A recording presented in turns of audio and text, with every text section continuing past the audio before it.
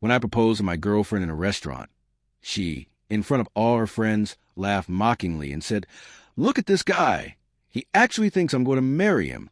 My heart shattered right there. I quietly stood up, paid only my own bill, and left straight for home. I packed all my things and left the house that very night.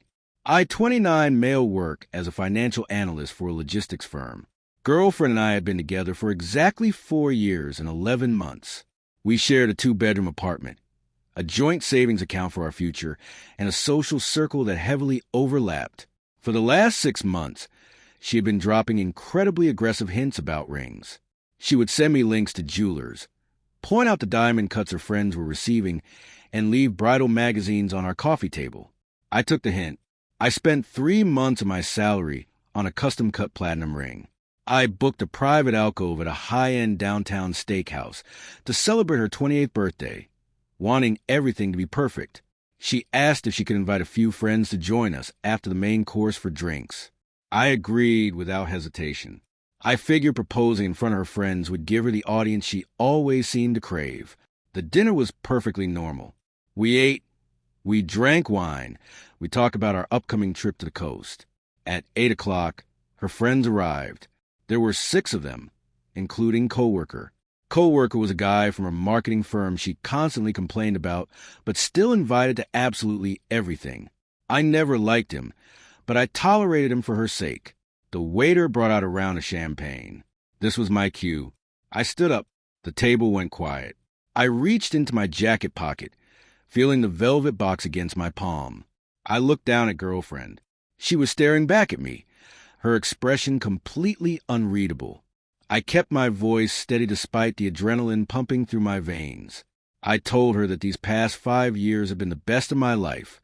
I told her she was my partner, my best friend, and the person I wanted to build my future with. I stepped back, lowered myself onto one knee, and opened the box. The restaurant lighting caught the diamond perfectly. I asked her to marry me. I waited for the gasp. I waited for the tears of joy. Instead, girlfriend looked around the table at her friends. She did not look surprised at all. She looked highly amused. She let out a sharp, mocking laugh. It was not nervous laughter. It was loud and derisive. She leaned back in her chair, pointed a manicured finger right at my face, and said loudly enough for the neighboring tables to hear, "Look at this guy. He actually thinks I'm going to marry him." The silence that followed was heavy and suffocating. Then, coworkers started laughing. A few of her other friends joined in, chuckling behind their hands and whispering. Girlfriend just sat there, smiling down at me like I was a pathetic stranger who had just told a terrible joke at her expense. My hands went completely numb. The ambient noise of the restaurant, the clinking glasses, the distant jazz music, the low chatter, it all seemed to vanish entirely. I did not say a single word. I did not yell. I did not ask why. I just quietly closed the velvet box, stood up, and put it back into my pocket. I turned my back on the table and walked directly to waiter. He was standing near the serving station, looking absolutely horrified, having witnessed the whole thing. I mentally calculated my portion of the bill. 1 dry-aged ribeye, 2 bourbons. I handed him $200 bills, told him to keep the change, and said I would not be returning to that table. I walked out of the restaurant, completely ignoring the sound of girlfriend calling my name from the back of the room. Her tone had shifted from mocking to panicked, but I kept walking. I got into my car. I drove straight to our apartment in complete silence. I pulled 2 large suitcases from the hall closet. I packed my clothes, my hard drives, my essential documents, and my work laptop. I left the expensive espresso machine I bought her. I left the television. I left everything we had accumulated together. I walked out the door, locked it, and drove to a business hotel near my office. I checked in, laid down on the stiff mattress in my street clothes, and stared at the ceiling until the sun came up. The next morning, my phone was an absolute barrage of notifications. Girlfriend had called me 22 times. There were massive paragraphs of texts. She was furious, then apologetic, then furious again. She claimed it was just a joke, that I had absolutely no sense of humor, and that I had ruined her birthday dinner. She demanded I come home right now, so we could talk about my extreme overreaction. I ignored all of it. I opened my banking app to transfer my recent paycheck from our joint savings account into my private checking account. I needed the cash to secure a new apartment and start over. The screen loaded. The balance in our joint savings was zero. I refreshed the app, thinking it was a glitch. Still zero. I checked the transaction history. At 1:30 a.m., just hours after the restaurant incident, exactly $24,500 had been wired to an external account. Every single cent of the money I had deposited over the last 3 years was gone. Before I could even process the theft, a heavy, rhythmic knocking echoed through my hotel room door. I opened it to find 2 county police officers standing in the hallway. They asked to confirm my identity. When I did, they handed me a thick manila envelope. It was a temporary restraining order. I read through the documents, my jaw clenching so hard my teeth ached. Girlfriend had filed an emergency ex parte petition the second the courthouse opened that morning. In her sworn statement, she claimed that after she politely declined my proposal, I flew into a violent, uncontrollable rage. She wrote that I shattered a wine glass against the wall, screamed threats at her in front of her terrified friends, and later texted her saying I was going to physically harm her. The order legally barred me from coming within 500 feet of our apartment, her workplace, or her person. It also set a mandatory court hearing in exactly 14 days. This was no longer just a bad breakup. This was a calculated, vicious legal assault on my life and my freedom. She was intentionally trying to legally lock me out of my own home while keeping the money she had drained from our account. She figured if I had a restraining order against me, I would be too scared to contact her about the missing funds. I needed to understand the exact mechanics of what was happening. I booted up my laptop. A few months ago, girlfriend had broken her phone and temporarily synced her iPad to my cloud storage account to recover her data. She never unlinked the device. I accessed the cloud backup.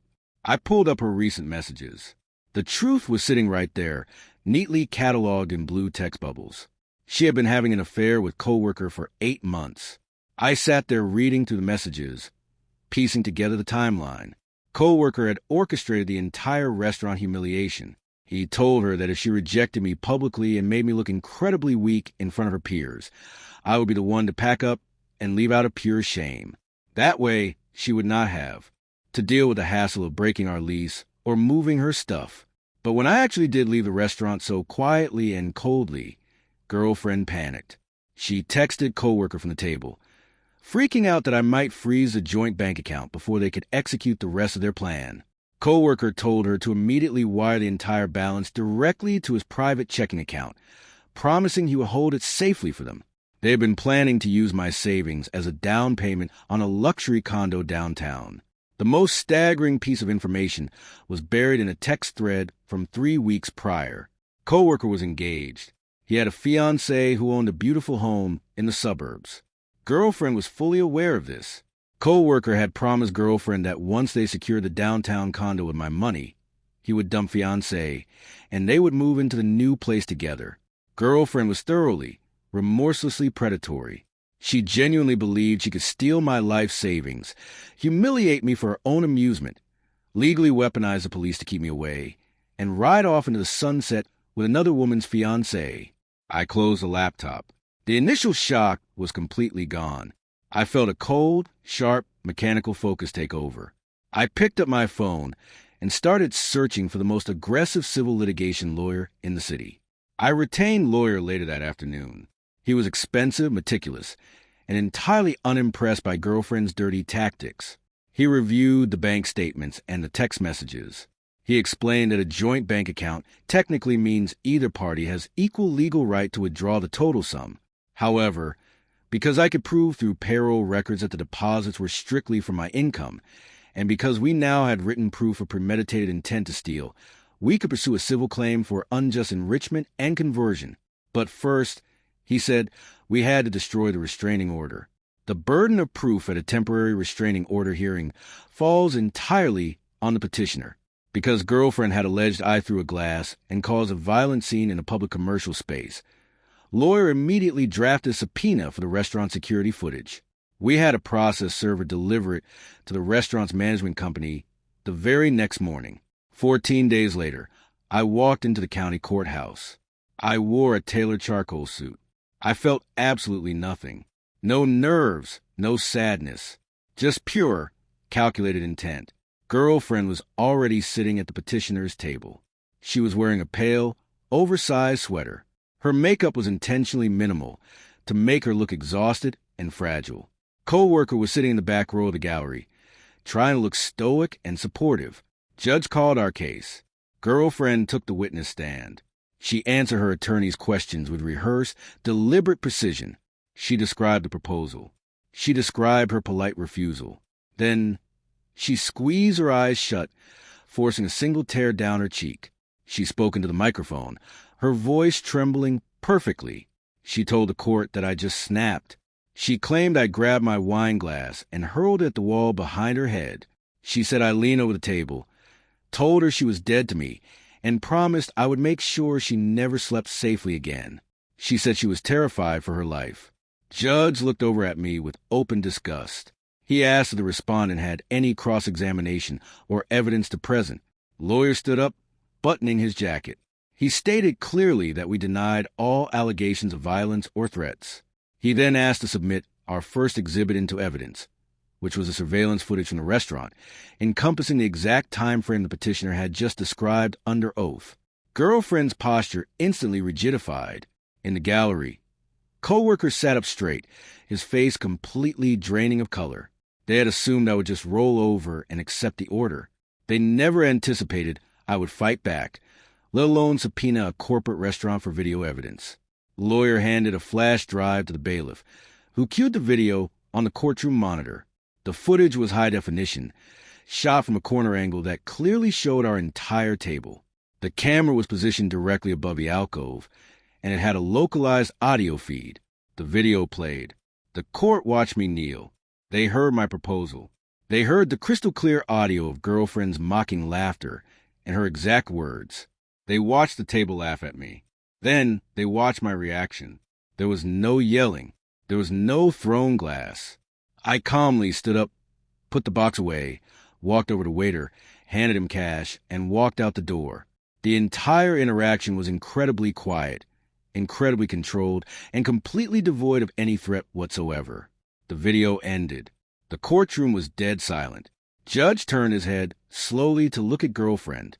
The disgust he had previously aimed at me was now radiating entirely toward her. His voice dropped an octave. He reminded her that she had just sat on that stand and sworn under penalty of perjury that I threw a glass and threatened her life. He pointed out that the video evidence plainly contradicted her sworn testimony and demanded an explanation. Girlfriend grabbed the microphone, her hands visibly shaking. Her fragile act completely evaporated. She stammered, trying to say that my silence was intimidating and that I had abandoned her with the bill. Judge slammed his pen onto his desk. He loudly pointed out that I left her with $200 to cover my portion. He declared the petition entirely frivolous, vexatious, and absolute abuse of the judicial process. He dismissed the temporary restraining order immediately and told her she was incredibly lucky he was not referring her to the district attorney for perjury. He ordered her to get out of his courtroom. As we walked out into the hallway, lawyer approached girlfriend and casually served her with a civil lawsuit for unjust enrichment and conversion regarding the stolen funds. She stared at the thick stack of papers, her mouth opening and closing silently. Co-worker grabbed her arm and tried to hurry her out of the building, keeping his head down to avoid my gaze. But I was not done. The legal victory was just the foundation. Now, it was time to ensure they faced the full, unmitigated consequences of their entitlement. With the restraining order officially dismissed, my name was clear in the system, but co-worker still had my money in his account, and he still had his comfortable double life. I fully intended to correct both of those issues. That evening, I sat down at my computer. I took the restaurant video, the finalized court transcript where judge called out girlfriend's perjury, and a carefully exported PDF document of synced text messages proving their 8-month affair and their plot to steal my money. I loaded all the files onto a sleek, silver USB drive. I did not send an angry text message. I did not wait outside co-worker's office to confront him. Instead, I hired a premium bonded courier service.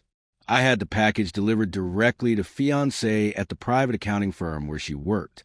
I included a brief, highly polite cover letter explaining exactly who I was. I confirmed that I was currently pursuing legal action against girlfriend and coworker for financial theft, and I stated that as a matter of human decency, fiancé deserved to know the truth before she signed a legally binding marriage license. The detonation was rapid and absolute. Fiancé watched the video of her future husband laughing at a man getting his heart broken. She read the text detailing how coworker planned to use my stolen money to fund a secret condo. She read the text where coworker promised to dump her the second the ink was dry on the new place. Fiancé owned the beautiful house she and coworker lived in. By 6 o'clock that same evening, coworker's belongings were sitting in heavy-duty trash bags on his front lawn. His engagement was permanently canceled, and the locks were changed. Suddenly homeless and desperate, coworker drove straight to our apartment, fully expecting girlfriend to let him in so they could use the $24,000 to get a place together. But girlfriend was in a state of sheer panic about the civil lawsuit. She knew lawyer was going to subpoena coworker's bank records next. She demanded coworker give the money back immediately so she would not be dragged through months of costly litigation that would ruin her financially. Coworker, realizing his entire life was ruined and he had nowhere to go, flat out refused. He told her the money was a gift from her to him, and he needed it to pay for an extended stay hotel and a deposit on his own apartment. The two highly entitled people who thought they could manipulate everyone around them for their own gain immediately turned on each other like rabid animals. Meanwhile, I executed the final phase of my exit strategy. Since my name was still on the lease, I scheduled a formal meeting with landlord. I showed him the official court documents proving girlfriend had lied to the police to obtain a restraining order against a co-tenant. Under our state's rental laws, domestic disputes involving fraudulent police reports allow a landlord to reevaluate the tenancy and remove the offending party. I exercised the lease's early buyout clause. I paid the 2-month penalty, which came to about $4,000, out of my own pocket to legally sever my name from the contract. Landlord then required girlfriend to formally requalify for the apartment on her single income. Since she worked a mid-level job and carried a terrible credit score, she failed the income check spectacularly. Landlord served her with a formal 30-day notice to vacate the premises. The immense pressure finally broke them. 3 weeks later, we met in a conference room for a mandatory mediation session for the civil suit. Coworker had hired a cheap bargain bin attorney. That attorney took one look at our evidence and told coworker he would absolutely lose in civil court. The text messages clearly showed premeditated intent to convert my specific payroll deposits, and hiding the money in his account made him an active participant in the theft. Facing massive legal fees and a guaranteed judgment against him, coworker surrendered. He initiated a direct wire transfer into my private checking account for the full $24,500 right there in the mediation room. I watched the funds clear on my banking app, stood up, shook lawyer's hand, and walked out of the building without saying a single word to either of them. I heard through mutual acquaintances a few months later that girlfriend tried to move back in with mother. However, mother flatly refused to let her in after finding out she had committed perjury and tried to steal from me. Girlfriend eventually had to rent a tiny, dilapidated studio apartment in a rough neighborhood on the outskirts of the city. Coworker was forced to continue living in a cheap motel because his credit was tied up in the fallout from his canceled wedding. They both absolutely despise each other now, but they are completely isolated, having alienated every single mutual friend who saw the restaurant video. I took my recovered savings and bought a nice, quiet house in the suburbs. I focused on my career and my own peace of mind. I learned a valuable lesson through all of this.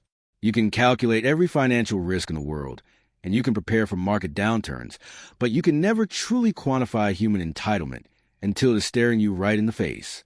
I walked away with my dignity, my money, and my future entirely intact.